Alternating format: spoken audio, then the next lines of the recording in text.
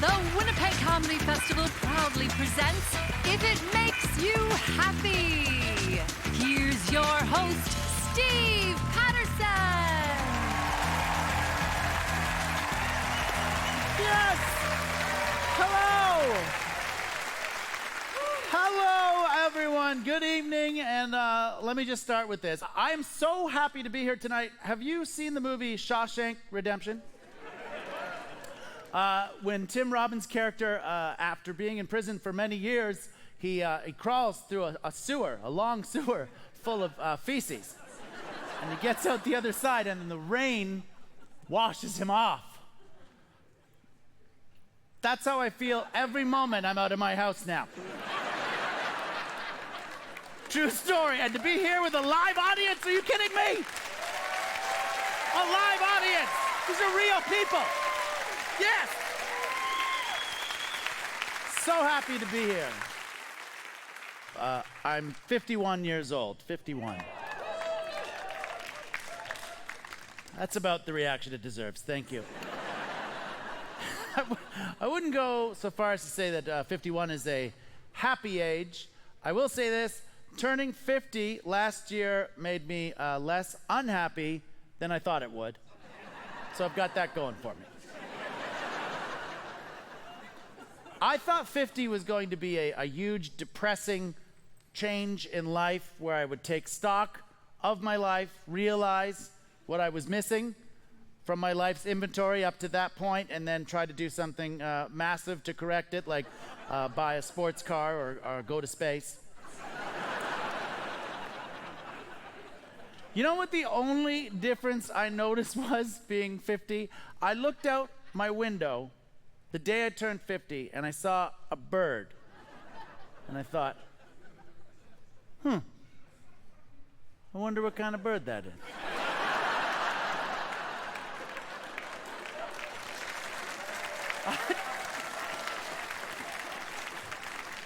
I'd gone 49 years not caring at all.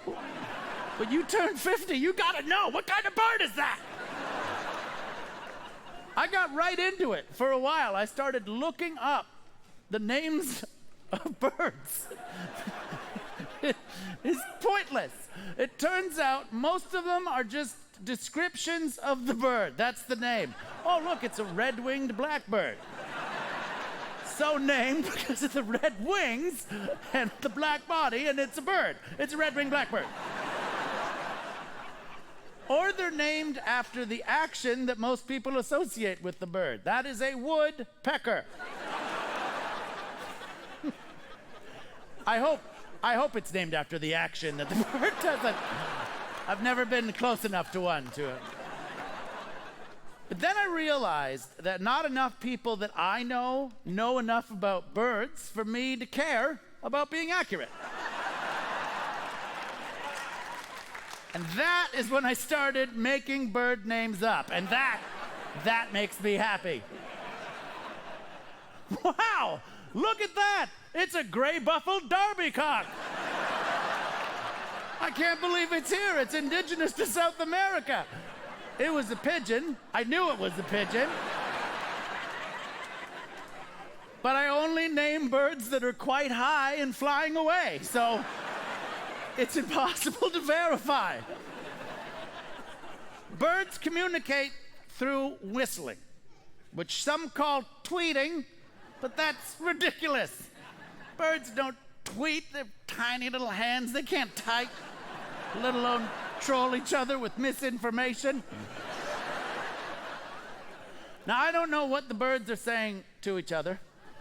I don't speak bird. But there was this one time I saw a bird, and we made eye contact, briefly. I wasn't looking at him, but it felt like he'd been looking at me for a little while. And with that little...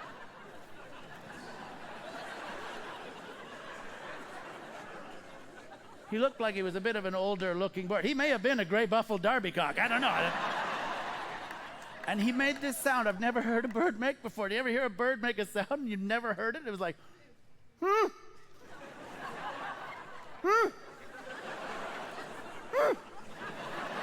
And it It wasn't the sound, it was the look in his eyes. I knew what he was trying to say. He was saying, oh, I wonder what kind of human that is. That bird and I turned 50 on the same day. Are you guys ready to get happy tonight? Let's go.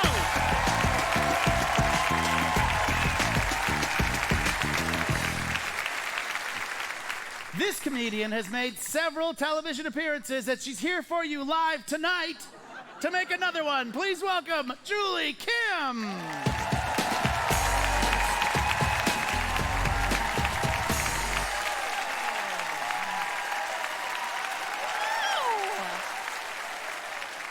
Hello. Hi. Okay. Hi, Winnipeg. I am Julie Kim. Little bit about me. I'm a married woman celebrating 6 years this month, actually. What do you think?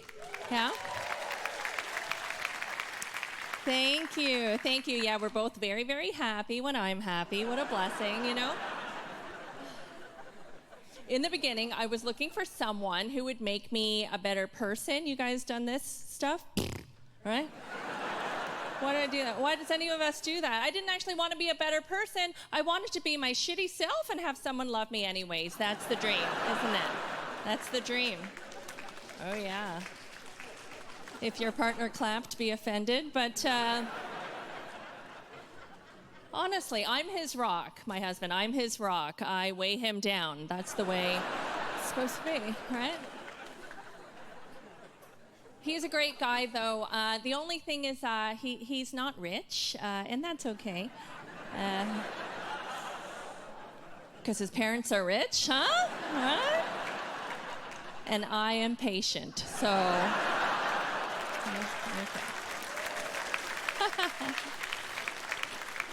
Thank you. Thank you. His father's very sick.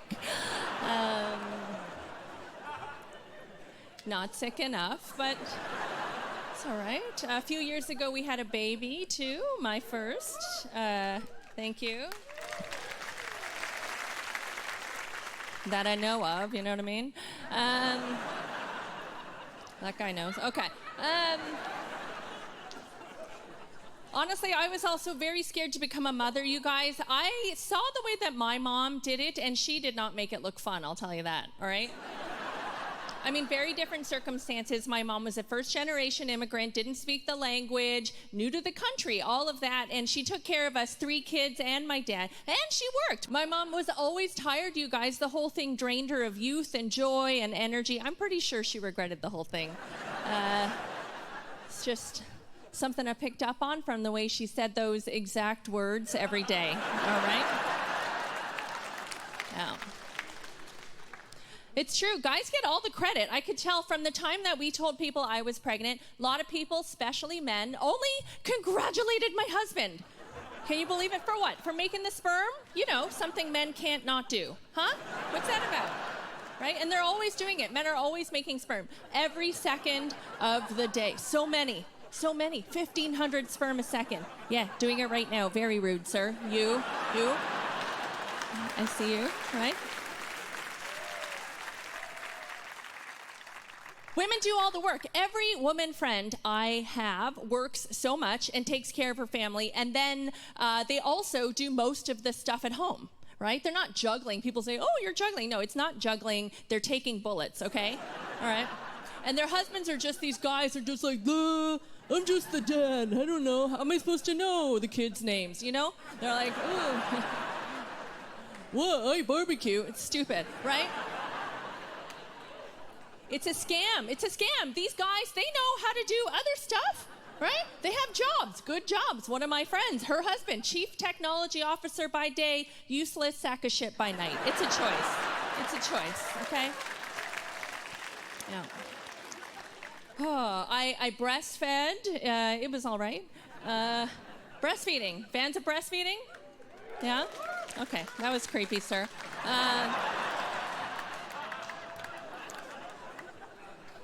Anyways, I breastfed for 6 months, which was enough for me. My husband and I took a trip to Paris and left the baby in Toronto. Like with people, don't worry, okay?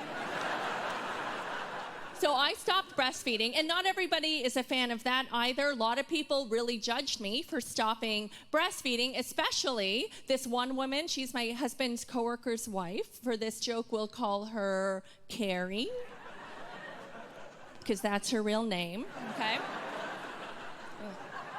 She came up to me at a party one day, and she taps my shoulder, and she goes, "Oh, I could never leave my baby, but I'm a very engaged mother. You're brave," like that. Yeah, she talks like that because she's English and a so what are you gonna do, right?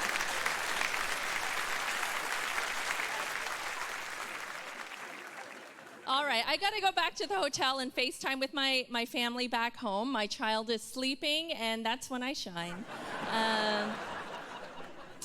Kind of a lazy parent. Never read a parenting book. I control nothing. I've established no dynamic between us. Here's an example. My child and I had a fight the other day, and she told me that she wishes she never had me. How about that?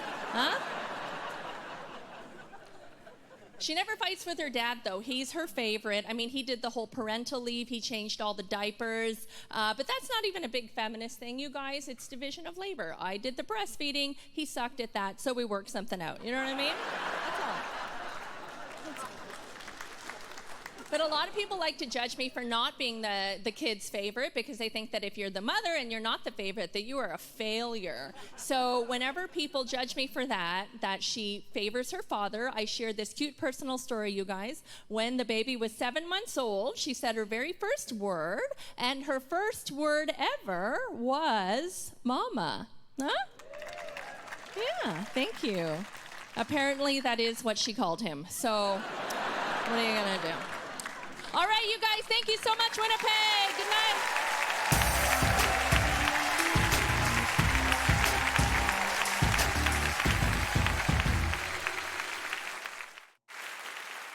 The next comedian coming to the stage also knows martial arts. So he's a stand-up guy in more ways than one. Tonight, we're hoping it's in the comedy way. Please welcome my friend, Ron Josol.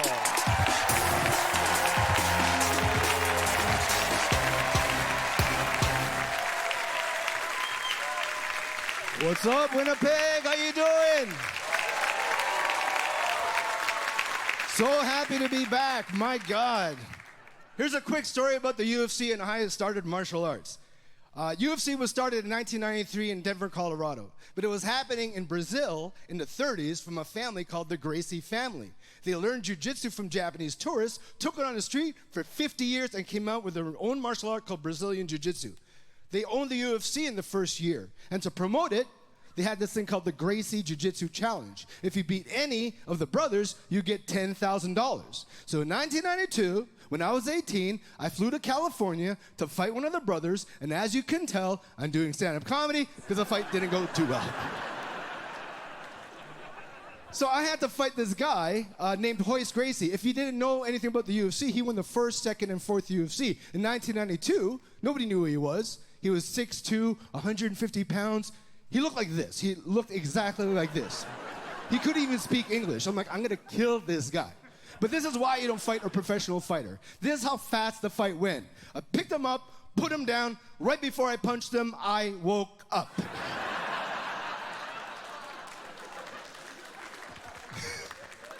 So what happened was I charged Royce. I was a wrestler in high school, so I picked him up to slam him. I didn't know there were counters to different moves in life. Jiu-jitsu is a very sneaky martial art. What he did when he was in the air, he grabbed my head, put his arm around my neck, grabbed his other bicep. When I put him down, he choked me out with my own body weight. I was out cold in a right angle position. Then I woke up, I'm like, what happened? He's like, you didn't tap out. What the hell is tap out? If you can't breathe, tap me, I'll let you go. Why didn't I tell you that before we fought?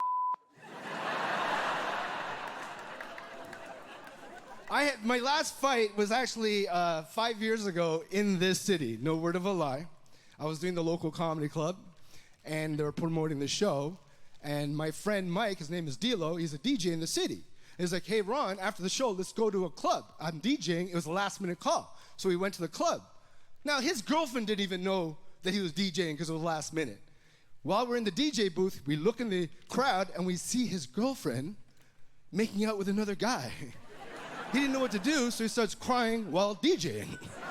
As you do. This is what I hate about being a guy. Sometimes you have to fight when you don't want to fight to stand up with your friends. My friends are like, let's go, I want to fight this guy. I'm like, forget it, man, let's just get out of here. It's like, no, I have to show my honor. I'm like, fine. We go downstairs, he takes a beer bottle, and he whips it at the guy.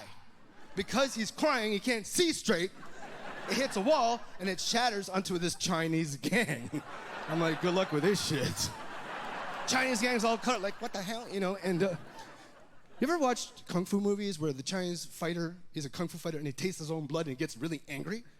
That shit's real. This guy was like, hey, what the hell?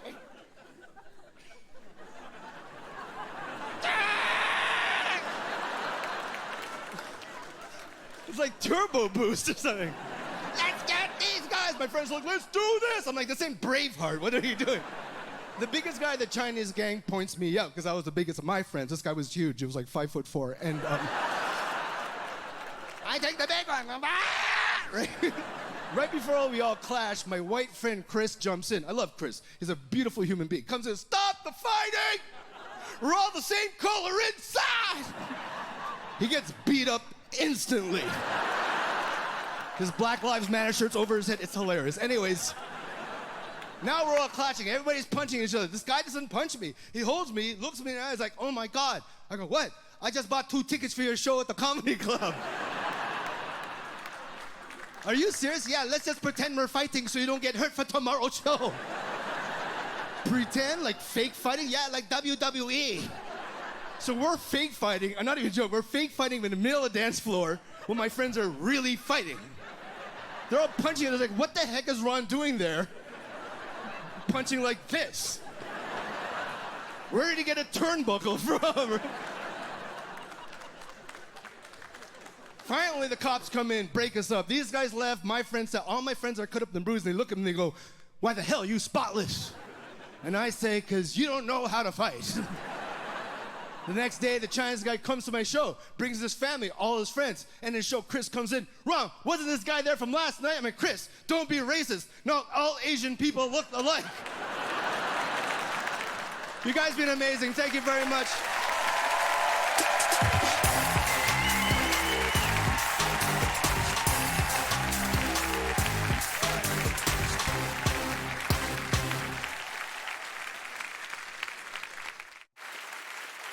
Our next comic used to play football, but he started a career in stand-up comedy because, well, he got hit in the head a lot. Please welcome Ryan Williams.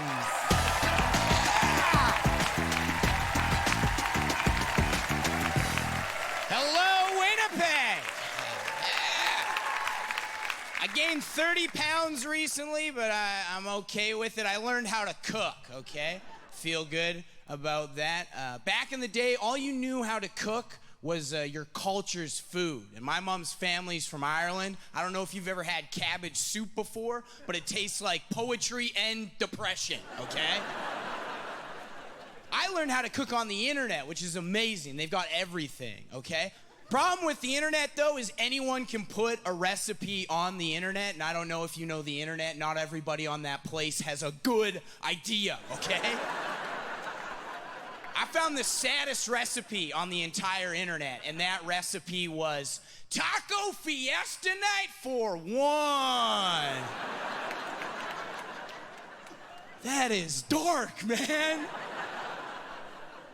I was curious, though, so I clicked the link, and it just took me to the suicide hotline. Don't turn this fiesta into a Dia de los Muertos!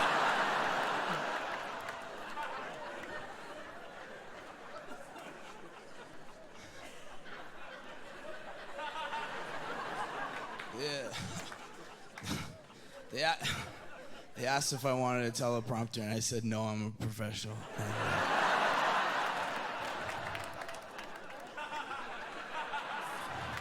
I'm sorry, I forgot my next joke. This is just like the dream!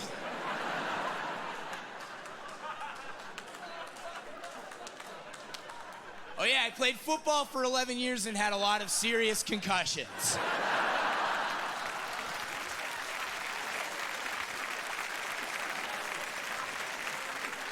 Concussions are scary stuff, man. I also used to coach high school football, and now sometimes I think about those kids I coach, you know? Just up at night, tortured, thinking about how many young, promising electricians I just turned into drywallers.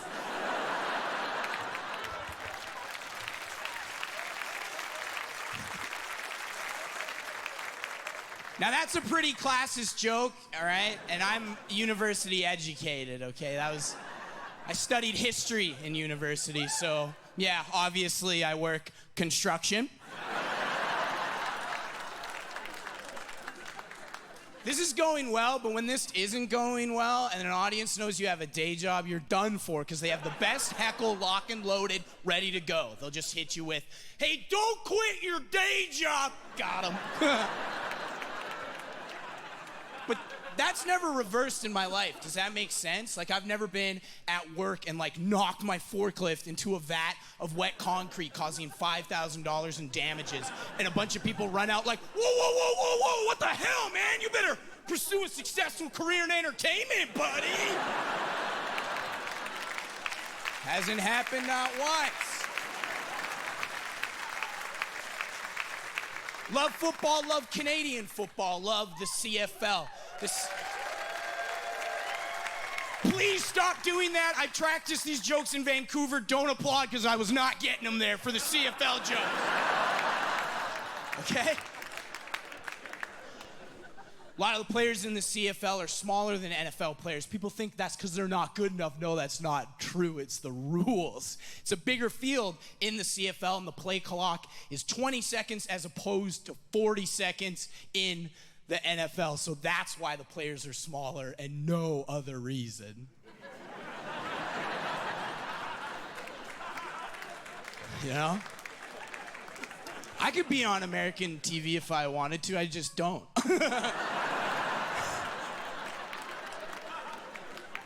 One of these smaller players, a guy I looked up to, he played defensive tackle just like me. His name was Marcus Chunky Adams. And Marcus Chunky Adams at D-tackle had to be the biggest, baddest, meanest guy on the field. And Marcus Chunky Adams was 5'10". 5'10" is a liability on dating apps, let alone professional football. So Marcus taught me, if I work hard, if I train hard, I can play in the CFL one day. Then I played against a guy by the name of Andrew Harris. Andrew won 3 Grey Cups, 1 with my home team, 2 with the Winnipeg Blue Bombers, and he's the only Canadian to be the MVP of the Grey Cup. And when I played against Andrew Harris, he taught me a very valuable lesson, and that was, I cannot play in the CFL. Because when I played against Andrew Harris for the first time, I lost that football game 97-0. If you know football scores, you know that's a bad score. But if you don't and you know numbers, that is a large number to the number 0. In Canadian football, you get a point for missing a field goal. We couldn't even miss one. We were down 56-0 at halftime. Our coach came in. He couldn't give an inspiring speech. He just came in like, whoa, woof. If we leave now, we can beat the traffic. We had a brilliant strategy at the end of the game, though. What our strategy was, we were down 97-0. We were on defense. We were going to get them to kick one final field goal. A field goal is 3 points. That's 100-0. Football scoreboard manufacturers did not anticipate teams being that bad. 100-0 rolls over to 0-0 to 0-0. The greatest comeback tie in history. Thank you so much.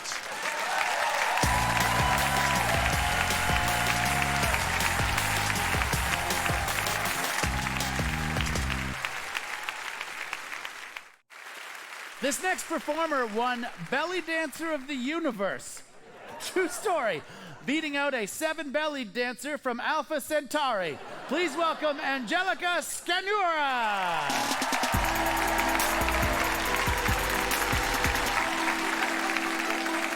Hey, Winnipeg! How you doing? Oh, you're a good audience. I'm good, too.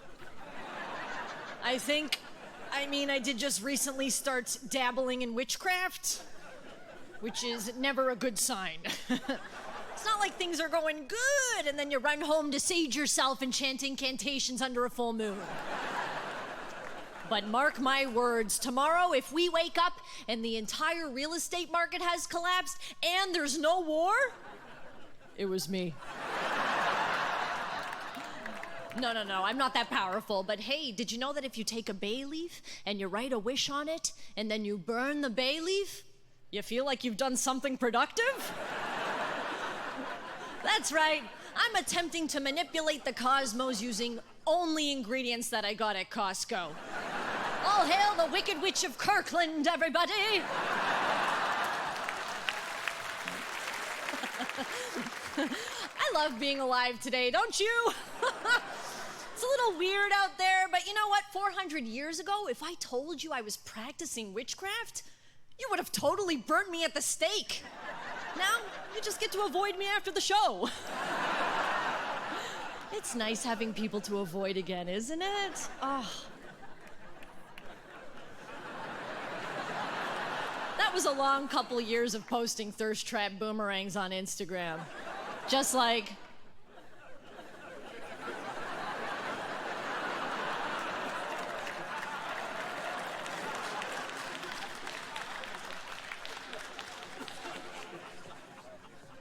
with the caption, OMG, such a nerd. Save the turtles. My mother is Irish from Sudbury, Ontario, which means I was unfortunately culturally obligated to pursue Irish dancing in my adolescence. And I don't mean to brag or anything, but I'm really good at Irish dancing, which is not a bankable skill in today's modern marketplace. So I have nowhere to do it. Oh, you want me to do it?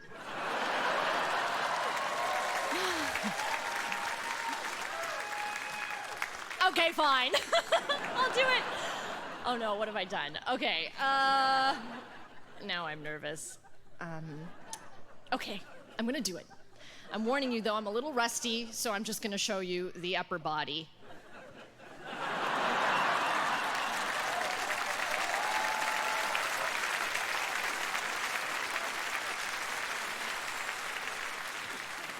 Thank you, that was exhausting. A few years after my departure from Irish dancing, I started to pursue belly dance. It's true. You may not realize this, but you've actually been watching a recently retired belly dancer.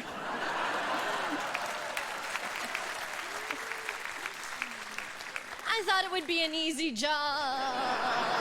It wasn't. Every time I told people I was a belly dancer, they'd be like, wow, you must be snake charming sultans on sand dunes. And I'd be like, no, actually, I do a lot of weddings at Legions.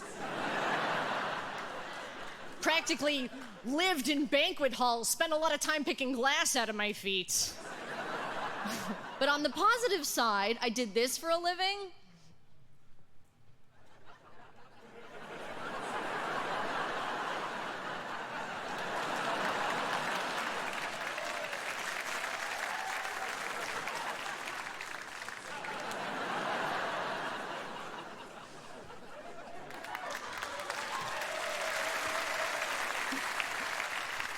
I was never constipated. I started off in ballet as a child, which was a great way to develop an eating disorder. I remember my ballet teacher being like, you want to be in shape, not A shape. Put the hard work in now so that the horizontal wooden bar doesn't transform into a vertical press one. That being said, I did just recently start taking pole dance classes. I thought pole dancing would be fun. Huh? That would be fun! It's not! Don't take pole dance classes if you want to have fun. It's hard. I've got bruises all over my body. My inner thighs look like a water-damaged ceiling now. I've got calluses all over my hands. I gave my boyfriend a massage and he said it felt like he was getting rubbed down by a construction worker. And I was like, how do you know what that feels like?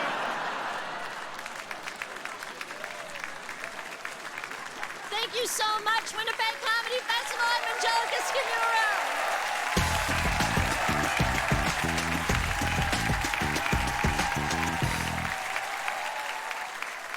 All right, our next comic has been doing stand-up since he was 13 because he felt the need to find something more awkward than junior high school. Please welcome Michael McCreary.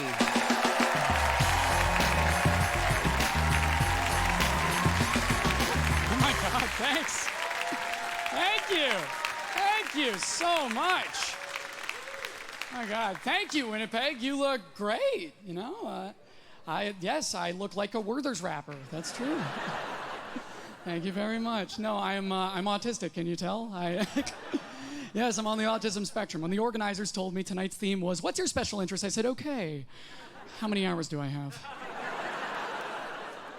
That wasn't a threat, but some of you took it that way. This guy's thinking, "Oh my God, 10 uninterrupted minutes of this autistic teenager talking about trains."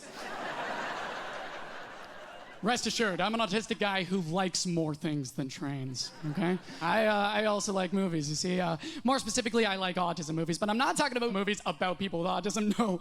I'm talking about movies for people with autism. I'll give you some examples. Runaway Train. Hey, I never said I don't like trains. Moving on. The Great Train Robbery, lots of train action in that one. Next example, Digimon the movie. Yes, no train in this one, but I appreciate that they took Pokemon and somehow made it more autistic. Last example, 1/3 of the movie Planes, Trains, and Automobiles.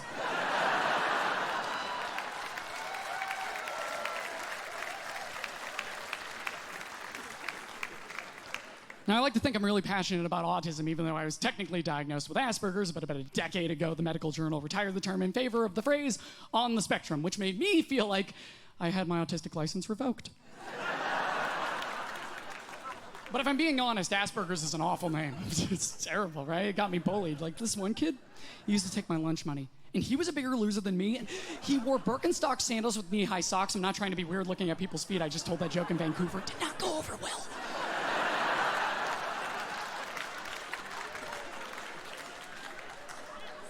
And he wore horn rimmed glasses.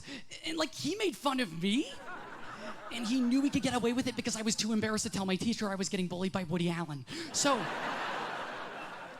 like the Count of Monte Cristo before me, I waited 14 years for my revenge. And I finally got it. A couple of weeks ago, I bumped into this guy, and he still took my lunch money. Then told me to pull up to the next window to pick up my order.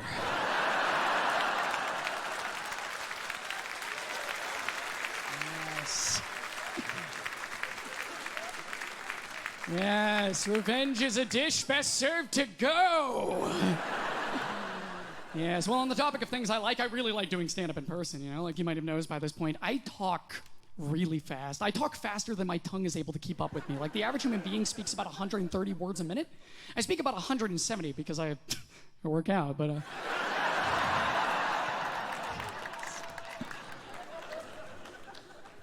It's neither here nor there. No, the last show I did before lockdown was with a sign language interpreter. Lovely woman. Pretty sure I gave her carpal tunnel. Like the poor thing could not keep up. She looked like C-3PO trying to do Zumba. And I bombed. And there's nothing worse than bombing next to a sign language interpreter because you get to watch your own jokes fail a second time.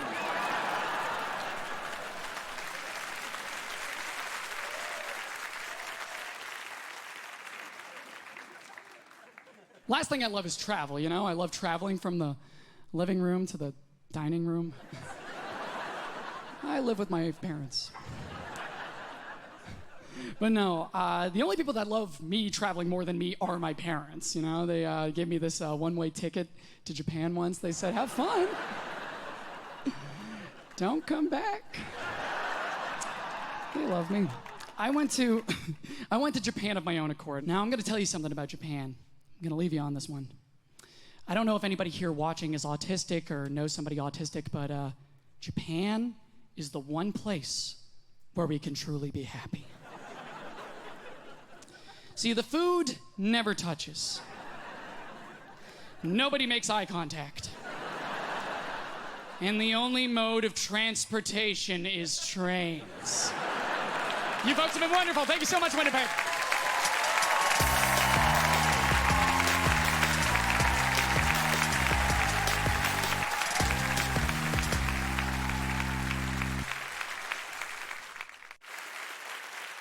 What an incredible performer we have for you next, ladies and gentlemen. This man is a living Canadian legend, and if there is not a Canadian heritage moment written about his birth immediately, I'm going to write a strongly worded letter. Please welcome Sean Cullen!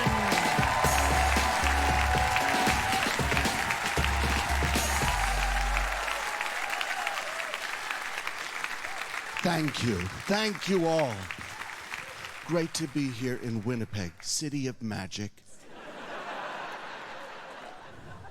Yes. This is the worst game of Tetris ever. It's like he's all the long vertical pieces and just dropped them, and then that one. You'll never win this game. It is great to be here in the Burton Cummings Theater. I would like to say, I hope you were all happy. I want everybody to be happy. I want you all to be happy. We try to make people happy. We fail, don't we? Even when we're trying to be good, we fail. Like land acknowledgements, right? You know, this is important, certainly. You know, we are here on Treaty 1 land, the ancestral home of the Anishinaabe, also the Dene, the Dakotas, the Cree, the Oji-Cree. Also, it's the national homeland of the Red River Métis. Yes! We acknowledge that. We acknowledge it. That's the least you can do. You can't do any less than that. There's not much less you could do. It's really the least you can do. I mean, to me, it's kind of like this. It's kind of like your neighbor steals your car, right? And you're like, oh my God, he stole my car. And then he parks it in his driveway right next to your house. And, you know, you see him driving around the neighborhood in your car all the time. And every once in a while, he drives up to your curb while you're standing there without your car. And he rolls down the window and he says, hey, I know I stole your car.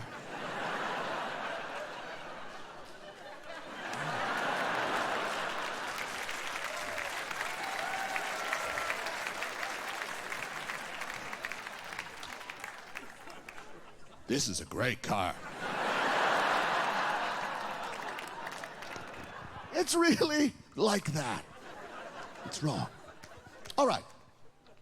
You know who's really has a hard time being happy? Racist people who like ethnic food.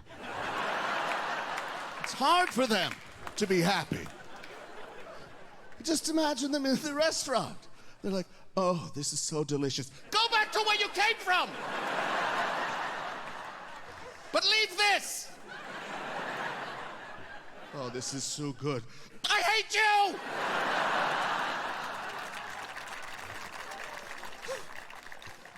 We had a hard time, didn't we? We had a hard time with the pandemic. It was difficult.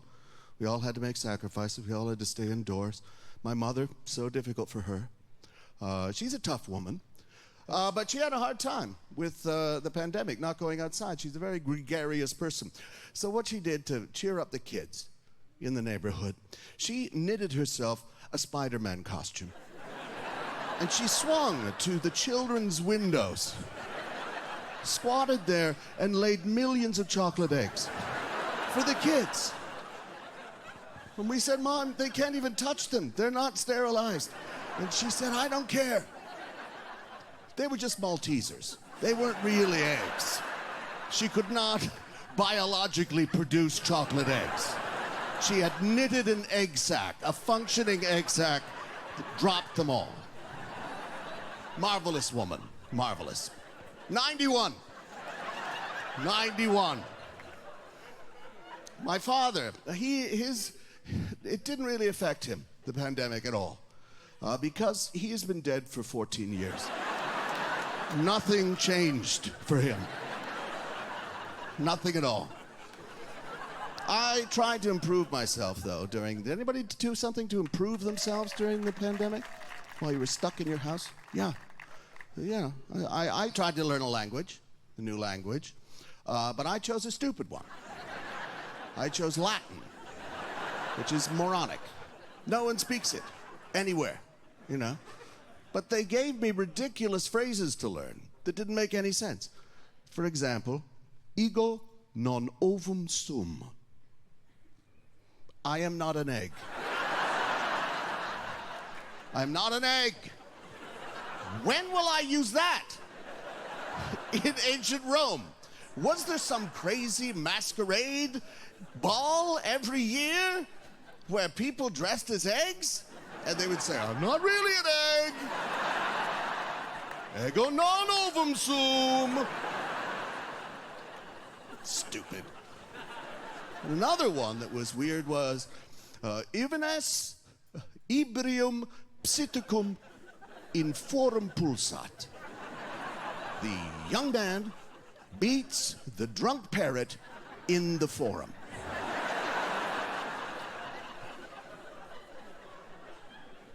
Why is the parrot drunk? In the forum. What are the Romans doing? If I'm going back in time, are they sitting there going, hey, want to beat our parrot? It's drunk. No, I'm not an egg.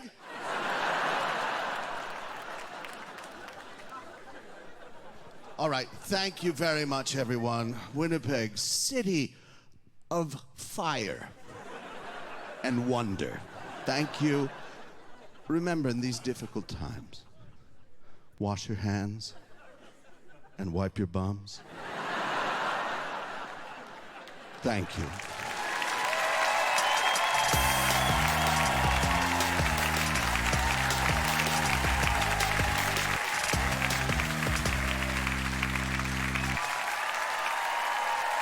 Thank you so much, Winnipeg.